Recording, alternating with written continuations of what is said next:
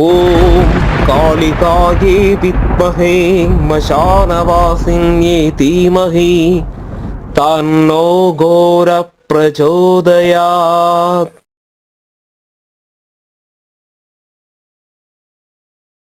வணக்கம் ஆன்மீக நண்பர்களே. மலையாள மாந்திரீக முறையில் இன்றைக்கி நாம் என்ன பார்க்க போகிறோம்னா, அங்காளம்மன் சாமியை நம்ம உடம்பில் ஏற்றி குறி சொல்கிறதுக்கான மந்திரமும் அதுக்கான ஒரு விதியும் தான் நம்ம பார்க்க போகிறோம். அப்போ அதுக்கு முன்னாடி நம்ம சேனலை சப்ஸ்கிரைப் பண்ணாதவங்க தயவுசெய்து சப்ஸ்கிரைப் பண்ணுங்கள். உங்களுக்கு பிடித்திருந்தால் லைக் பண்ணுங்கள், ஷேர் பண்ணுங்கள், உங்களோட கமெண்ட்டை கமெண்ட் பாக்ஸில் போஸ்ட் பண்ணுங்கள். அதாவது நமக்கு இன்றைக்கி குலதெய்வமாக அங்காளம்மா நிறைய ஆளுங்க வழிபட்டு வராங்க. அப்போ நான் இந்த வீடியோ இப்படி போன காரணமே, நம்ம கோயிலுக்கு நிறைய பேர் இந்த தேவதை கெட்டுன்னு வருவாங்க. அப்போ குலதெய்வத்தை கெட்டு வச்சுக்கிறது, அதே மாதிரி நல்லா குறி சொல்லிடுவாங்க. அப்போ அவங்கள பார்த்து இந்த மந்திரத்தால எல்லாம் கொஞ்சம் காரியங்கள் இருக்குது, அந்த காரியங்கள் பண்ணி அதை இல்லாமல் பண்ணுறது, அதெல்லாம் பொறாமையாலேயும் அந்த மாதிரி தப்பான சக்திகளை வச்சு பண்ணுறது அது. அப்போ அது சரியான விதி கிடையாது. அப்போ நிறைய பேர் இப்படி இந்த சாமியோட பற்றி கேட்பாங்க, குறி சொல்லணும்னா அந்த பவர் எப்படின்னு எல்லாம் கேட்பாங்க. அவங்களுக்கெல்லாம் சேர்த்து தான் இந்த அங்காளம்மையோட மந்திரம் நான் போடுறேன். அது மாதிரி நம்ம செய்கிற மந்திரங்கள் முறையாகவும் சக்தியாகவும் இருந்தால் நமக்கு கெட்டு அப்படி வராது, நம்ம தேவதை நல்ல பவராக தான் இருக்கும். அப்போது இந்த தேவதையோட மந்திரம் நீங்கள் கண்டினியூ பண்ணி வந்தால் அந்த குறி சொல்லுறவங்களுக்கு கூட நல்ல பவராக இருக்கும். அதாவது நீங்கள் ஒன்று புரிஞ்சுக்கணும் எப்பளும். இப்போ நிறைய பேர் சாமி ஆடி குறி சொல்கிறவங்க இருக்காங்க இல்லைங்களா. அப்போ சிலவங்க சொல்கிறது நல்லா பக்காவாக அது நடக்கும், இத்தனை நாளுக்குள்ளே இது நடக்கும் சொன்னால் நடக்கும். ஆனால் சிலவங்க சொல்கிறது நடக்கவே செய்யாது. அப்போ நம்ம நினைப்பா அவங்க சாமிக்கு பவர் இல்லை. அப்போ சாமிக்கு இல்லை பவர், நம்ம இருக்கக்கூடிய கோமரம் இல்லைன்னா யார் மேலே இருக்குதோ அந்த தேவதைக்கு அவங்க செய்கிற வழிபாடு, அந்த பூஜை முறை அது பத்தாததுனால அப்படி வருது. அப்போ அதை நம்ம புரிஞ்சு அந்த தேவதைக்கு வேண்ட பவரை நம்ம ஏற்றுறோம். அப்படி தான் நம்ம பண்ணுறது, சரிங்களா. இப்போ சிலவங்களுக்கு நானெல்லாம் இங்கே பார்த்துருக்கேன், அங்காளம்மா உறைஞ்சி வரும்னு எல்லாரும் சொல்லுவாங்க. ஆனால் அங்காளம்மா உறைஞ்சி வருவோம், அவங்க மேலே தீய சக்திகளும் இருக்கும். அப்போ முதல்ல அங்காளம்மா வராது, தீய சக்திகள் வரும். அந்த தீய சக்திகளை எடுத்து மாறினா தான் அந்த தேவதை சுதந்திரமாக வரும். அதுலேயும் கொஞ்சம் விதிகள் இருக்குது. அப்போ இது எப்படி சாமி வருதுங்கிறத பற்றி ஒரு வீடியோ போடுறேன் நான். ஏன்னா சாமி வர்றவங்களுக்கு கேட்டவங்க அவங்களுக்கு ஒன்றும் தெரியாது. நான் சொல்கிறேன், அவங்களோட கால் பெருவரிலிருந்து ஒரு எர்த்தடிச்ச மாதிரி கேறு வரும். அது கொஞ்சம் விஷயங்கள் இருக்குது. அது அப்படி அந்த சக்கரம் இல்லை, அந்த எர்த்து கேரி நம்ம உடம்புக்கு வருது. அங்கேருந்து மூலாதாரத்துலேருந்து ஒரு சக்கரம் கேரி வருது, வாஜிகமாக வாயால் நம்ம சொல்கிறாங்க. அப்போ அந்த சமயம் ஒரு சக்கரத்தோட அந்த நம்மளோட உடம்பில் இருக்கக்கூடிய அந்த 6 சக்கரத்தோட உணர்வு தான் அங்கே தேவதையாக காணிக்குது, சரிங்களா. அப்போ அந்த விதி அதை பற்றி நான் ஒரு அடுத்த வீடியோவில் போடுறேன், பெரிய வீடியோவே போடுறேன். அப்போ இது எப்படி வருது, இல்லைன்னா இந்த அங்காளம்மன் சாமி எப்படி வழிபாடு பண்ணி நம்ம உடம்பில் ஏற்றி குறி சொல்லுறது, இல்லைன்னா அந்த தேவதைக்கு எப்படி பவர் கூட்டுறதுங்கிறது தான் நம்ம பார்க்க போகிறோம். அப்போ முதல்ல என்ன செய்ய போகிறோம்னு பார்த்தா, நம்ம உடம்பில் இருக்கக்கூட தீய சக்தியை நம்ம முதல்ல மாற்றணும். அதாவது நம்ம உடம்பு, அந்த உடம்புல தான் நம்ம தேவதைக்கு அந்த உடம்புக்கு சமர்ப்பிக்க போகிறோம், சரிங்களா. அப்போ நம்ம உடம்புல என்ன தீய சக்தி இருந்தாலும் மாற்றணும். அப்போ அது உடம்பு தீய சக்தி மாற்றிட்டு நானும் சாமி ஒன்றுங்கிற நிலை நமக்கு வரணும். நானும் சாமியும் ஒன்றுங்கிற நிலை வரணும்னா சும்மா சொன்னால் பத்தாது, அந்த நிலையில் நாம் இருக்கணும். இப்போ சபரிமலைக்கு நம்ம மாலை போட்டு போகிறோம், 41 நாள் விரதம் எடுத்து ஐயப்பனும் நானும் ஒன்று. அவங்கள எல்லாரும் மாலை போட்டவங்களும் சாமின்னு தான் நம்ம சொல்லுவோம் இல்லைங்களா. அப்போ ஐயப்பனாய் மாறுறாரு அவங்க. அப்போ அந்த விரதம் எல்லாம் எடுத்து 41 நாள் கழிஞ்சு நம்ம சபரிமலைக்கு போகும்போது அங்கே எழுதி வச்சிருக்கோம், தத்துவமசி அங்கே எழுதி வச்சிருக்கு. அப்போ அது நீயாகணும், அதாவது அது நீ தான், அந்த கடவுள் நீ தான் அங்கே எழுதி வச்சிருக்கு. அகம் பிரம்மஸ்மி, அந்த கடவுள் நான் தான், எனக்குள்ள தான் கடவுள், உனக்குள்ள தான் கடவுளுங்க தான் அங்கே எழுதி வச்சிருக்கு. அப்போ நம்மளும் கடவுளும் ஒன்று, அந்த விரதமாயி சிட்டையாக இருந்தால் நானும் கடவுளும் ஒன்றுங்கிறது தான் தத்துவம் சொல்லுது, சரிங்களா. அப்போ அந்த ரீதியில் எப்படி நம்ம இருக்கணுங்கிறத பற்றியும் நம்ம பார்க்க போகிறோம். இப்போ முதல்ல நம்மளுடைய உடம்பை சுத்தம் பண்ணுறது எப்படிங்கிறத நம்ம பார்க்கலாம்.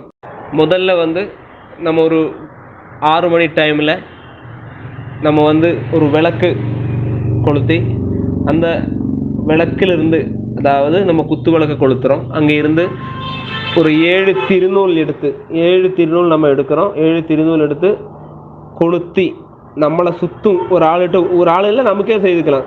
நம்மளை சுற்றி தீய சக்திகள் எல்லாமே போகணுங்கிறத மனசில் நல்லா நினச்சி, நல்லா மனசில் இந்த தீய சக்திகள் போகணுன்னு நினச்சி ஓம் நமோ நாராயணாயா அந்த மந்திரத்தை ஜபம் பண்ணி அந்த 7 திரிகளும் ஒரு திரி 3 தடவை நம்மளை உளியணும். தலையும் உடம்பை சுற்றி உளிஞ்சு அந்த தேங்காய் மேலே வச்சிடணும். அது ஒரு 6 டைமில் தான் நம்ம பண்ணணும். அப்படி இந்த 7 திரியும் 3 சுற்றி வைக்கிறோம், நம்ம நமோ நாராயண மந்திரம் ஜெபிச்சு அதை கொண்டு வந்து நம்ம ஆற்றுல அன்னைக்கே விட்டுறது. சரிங்களா? அதுக்கு பிறகு நீங்கள் என்ன பண்ணணும்னா, சிவன் கோயிலுக்கு போய் உங்கள் பேருந்தாளுக்கும் ஒரு அர்ச்சனை பண்ணி அங்கிருந்து தரக்கூடிய தீர்த்தத்தை நீங்கள் கொஞ்சம் குடித்து உங்கள் மேலே தெளிச்சுக்கணும். அதுக்கு பிறகு நம்ம வந்து பூஜை ஸ்டார்ட் பண்ண போகிறோம். சரிங்களா? இதுக்கான அங்காளம்மன் மந்திரம் வந்து நான் ஸ்க்ரீனில் போட்டிருக்கிறேன். உங்களுக்கு எல்லாருக்கும் புரியணுங்கிறதுக்காக தான் ஸ்க்ரீனில் போட்டிருக்கிறேன். அந்த மந்திரமே நீங்கள் ஜெபம் பண்ணினா போதும். அதுக்கு பிறகு நம்ம பூஜை அறையில், சுத்தமான பூஜை அறை நமக்கு தேவை. அந்த பூஜை அறையில் நம்ம வந்து கீழே இருக்கக்கூடாது. ஒன்றா ஒரு முட்டி பலகை வேணும், இல்லைன்னா பாய், அதில் தான் நம்ம இருக்கணும். சாமியோட ஃபோட்டோ பீடம் இருந்தால் அங்கே வச்சுக்கலாம், அந்த தேவதையோடது. அது கூட ஒரு 2 விளக்கு நமக்கு வேணும். ஒன்று இந்த அங்காளம்மனுக்கும், பின்னொரு விளக்கு வந்து நம்ம குலதெய்வம். சில குலதெய்வமே அங்காளமாக இருக்கும். குலதெய்வம், அதே மாதிரி குருக்கன்மார், அதே மாதிரி பிதுர்கள், அதாவது முன்னோர்கள் தான் சொல்கிறேன். இப்போ இவங்களை எல்லாருமே நினச்சி ஒரு விளக்கு வைக்கிறது. பின்னொன்று உபாசனா தேவதைக்கும் விளக்கு வைக்கிறது. அப்போ நீங்கள் சாயந்தரம் வைக்கும்போதாக இருந்தாலும் சரி, கிழக்கு மேற்குங்கிற திரியை நீங்கள் போட்டு விளக்கு வைக்கணும். அன்னிட்டு உண்மையான நம்பிக்கையாக உங்கள் குலதெய்வத்தை நீங்கள் நல்லா ஸ்மரணன்னு சொன்னால் நினைக்கிறது. ஒரு நிமிடம் உங்கள் குலதெய்வத்தை நினைக்கணும், உங்கள் முன்னோர்களை நினைக்கணும். இந்த முன்னோர்கள் வந்து கண்டிப்பாக இந்த தேவதை உபாசனை பண்ணியிருப்பாங்க. அதனால தான் உங்களுக்கு இந்த உபாசனை பண்ணணுங்கிற சிந்தனைகள் வருது. அப்போ அவங்களையும் நினச்சி தான் நீங்கள் இந்த பூஜை நீங்கள் பண்ண போகிறீங்க. சரிங்களா? அவங்களையும் நீங்கள் கண்டிப்பாக இதை நினச்சி, முன்னோர்களையும் நினச்சி, குலதெய்வத்தையும் நினச்சி நீங்கள் இந்த விளக்கு பற்ற வச்சு சாமியை மனசில் நல்லா நினச்சி கணபதி மந்திரம் நீங்கள் கணபதி மந்திரம் நான் நிறைய போட்டிருக்கேன். உங்களுக்கு தெரியிற கணபதி மந்திரம் நீங்கள் போட்டு பண்ணிக்கலாம். அதுலெல்லாம் தப்பு கிடையாது, எது வேணாலும் பண்ணிக்கலாம். சரிங்களா? ஆனால் உச்சிஷ்ட கணபதி எல்லாம் வேண்டாம். நீங்கள் பண்ணும்போது மகா கணபதியோ, சித்தி கணபதி, மந்திர கணபதி, அந்த மாதிரி உள்ள கணபதி இருக்கு இல்லையா, அந்த கணபதி மந்திரம் எது வேணாலும் நீங்கள் பண்ணிக்கோங்க. மகா கணபதி பண்ணிக்கோங்க. இப்போ ஏன்னா கூடுதல் ஆளுகளும் கணபதி மந்திரம்னு சொல்லும்போது ஓம் கம் கணபதாய நமகா தான் ஜெபம் பண்ணுவாங்க. ஏன்னா அது சீக்கிரம் முடிஞ்சிருமே, சின்ன மந்திரமாச்சு. அந்த மந்திரம் போதும், அந்த நம்பிக்கையை நீங்கள் பண்ணால் போதும். அதை ஒரு 108 தடவை நீங்கள் ஜெபம் பண்ணி உங்கள் குலதெய்வத்தையும் நீங்கள் கும்பிட்டு, சாதாரண பூஜையில் நீங்கள் என்னெல்லாம் வைப்பீங்க, பழம், பால், இது பால் வைக்கலாம், பழம், பால், தேங்காய், ஊதுபத்தி, சந்தனம், குங்குமம், அந்த மாதிரி உள்ள காரியங்கள்லாம் நீங்கள் வச்சு பூஜை ஸ்டார்ட் பண்ணலாம். இந்த பூஜை நீங்கள் ஸ்டார்ட் பண்ணுறது ஒரு வெள்ளிக்கிழமை நீங்கள் ஸ்டார்ட் பண்ணுறீங்க. எல்லா வெள்ளிக்கிழமையும் ஸ்டார்ட் பண்ணுற வெள்ளிக்கிழமை சரி, அடுத்து வர வெள்ளிக்கிழமை, அப்படி ஒரு 90 நாள் கண்டினியூ பண்ணணும். அந்த வெள்ளிக்கிழமை எல்லாமே நீங்கள் சக்கரை பொங்கல் வச்சு படையெல்லாம் நீங்கள் கொடுக்கணும். சரிங்களா?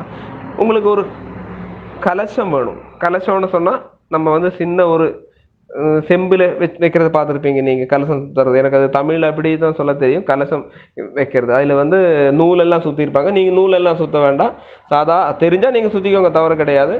அந்த ஒரு குடத்தில் தண்ணியை ஊற்றி அதில் நால்பாமரம், அத்தி இத்தி அரையால் பேரால், இதுதான் நால்பாமரம்.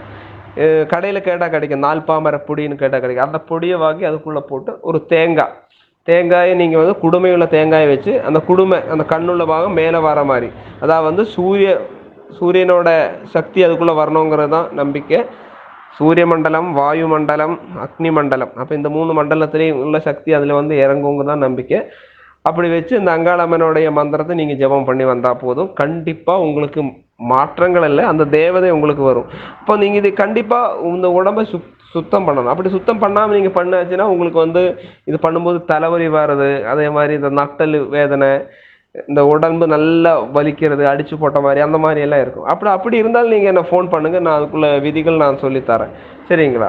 அப்போ கண்டிப்பாக இதை பண்ணுங்கள். ஒரு 90 நாளையில் உண்மையாக நீங்கள் பண்ணீங்கன்னா உங்களுக்கு உண்மையாக அந்த தேவதை உங்கள் தேகத்தில் வரும். ஆனால் வந்தால் அப்படியே உங்களுக்கு வாக்கெல்லாம் சொல்லாது, அந்த அறிகுறியை காணிக்கும். பின்ன நீங்கள் கண்டினியூவாக ஜெபம் பண்ணி போனால் உங்களுக்கு நல்லா என்ன சொல்கிறது, அருளாக சொல்லித்தரும். அதே மாதிரி இந்த குறி சொல்லுறவங்களும் இந்த தேவதையோட மந்திரத்தை ஜெபம் பண்ணுவாங்க. உங்களோட வாக்கு சுத்தமாகவும் அந்த ஃபலிக்கும் செய்யும். நன்மைக்கு மட்டும் இந்த மந்திரத்தை யூஸ் பண்ணுங்க. இல்லாமல் அஷ்டகர்மம் பண்ணணும், யாராவது ஏதாவது சொன்னா அதை பண்ணணும், இதை பண்ணணும், அந்த வசியம் இந்த வசியம், அந்த மாதிரி உள்ள எண்ணங்களுக்கு போகாதீங்க. தெய்வீகமாக நம்ம பூர்வீகமாக எடுத்த குலதெய்வம் நம்ம கூட இருக்கணும், அந்த தேவதையோட அருள் வேணும். அந்த நம்பிக்கையில் மட்டும் இந்த மந்திரத்தை நீங்கள் ஜெபம் பண்ணுவாங்க. உண்மையான அன்பு, நம்பிக்கை, அதாவது தேவதை மேலேயும் குலதெய்வத்து மேலேயும் அதே மாதிரி மந்திரத்து மேலேயும் நம்பிக்கை வச்சு நீங்கள் பண்ணுங்கள். கண்டிப்பாக விஜயிக்கும். நான் சொன்னதை புரிஞ்சுதுன்னு நினைக்கிறேன். அடுத்த வீடியோ பதிவில் நாம் பார்ப்போம். உங்களுக்கு ஏதாவது சந்தேகம் இருந்தால் வாட்ஸ்அப்பில் மெசேஜ் பண்ணுங்கள்.